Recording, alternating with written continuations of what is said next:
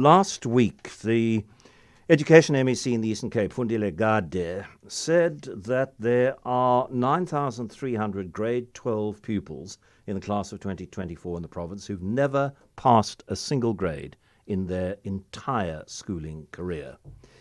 They have a progression policy, which means that if you fail a grade twice, you don't repeat the grade for the third time, but you are progressed through to the next grade. So the 9,300 people have never passed a single year of education. And now they have to, in order to get a matric certificate, they have to pass it the way that other people who've passed the previous years have passed the previous years. Basil Manuel, Executive Director of the National Professional Teachers Association of South Africa, joins us now. Basil, good afternoon. This seems absolute Looney Tunes to me, but I'm not an educationalist, so maybe there is some educational worth in this approach. Is there? John, good afternoon, and good afternoon to your listeners. I am stunned, to tell you the truth, and I've done some research around this, and nobody seems to be able to tell me the exact source of this and where I can actually check the veracity of this particular comment. I've seen the newspaper article or the News 24 article as well, and I've checked with the assessment unit in the Eastern Cape, and they are dumbstruck when I've asked them the question, because it simply doesn't make sense to me that there is a policy, John, where a learner can be progressed, but of course does need to meet a certain number of requirements, so it's impossible not to have passed a single subject. But secondly, of course, you can't just be progressed year after year. And that is what boggles the mind. So if it is true, it is, in your view, educationally extremely foolish to have done so. It's completely unsound. Let me take you to foundation phase. If a child does not perform in grade 1, which does happen, particularly if a child hasn't been to a preschool, it makes good sense to make the child progress to grade 2.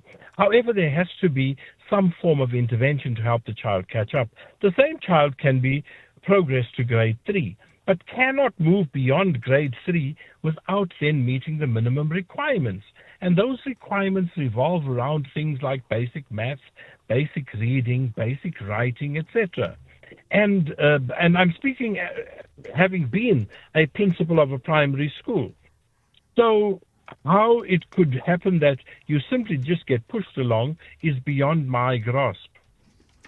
But the progression policy, which is there, you acknowledge that it might have been misapplied or the story might have been misreported, but I mean it is ascribed to the MEC for Education, and there are also quotes from the acting head of the Education Department in the Eastern Cape. So one assumes that there is some truth to the story.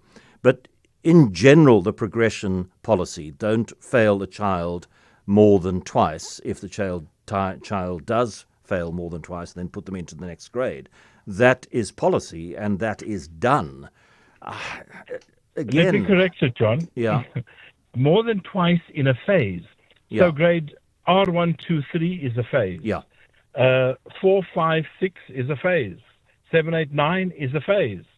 So it says within a phase, so that the child stays within the age cohort, because it also says that we must try and prevent children from being more than 2 or 3 years outside of the age cohort.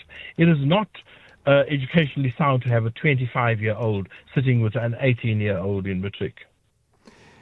Yeah, but even that once in a phase, because I mean, particularly where this lack of ability to progress through one's own efforts through the phase, it's happening in rural areas primarily, it's happening in underprivileged schools primarily, and what we're ending up with is a group of progressed children who fall further and further behind, surely.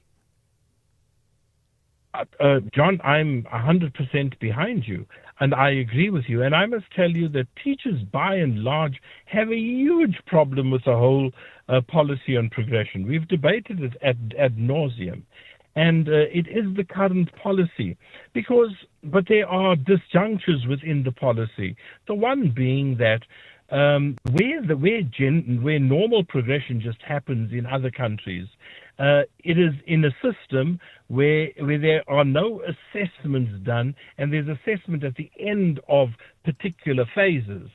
We tend to do assessments every year. And even if you took that other one where you assess at the end of a particular phase or group of phases, then there has to be some measure of having achieved before you could move on. Okay. Basil, thank you very much, as always, for explaining things so clearly to us. Basil Manuel, the Executive Director of the National Professional Teachers Association of South Africa.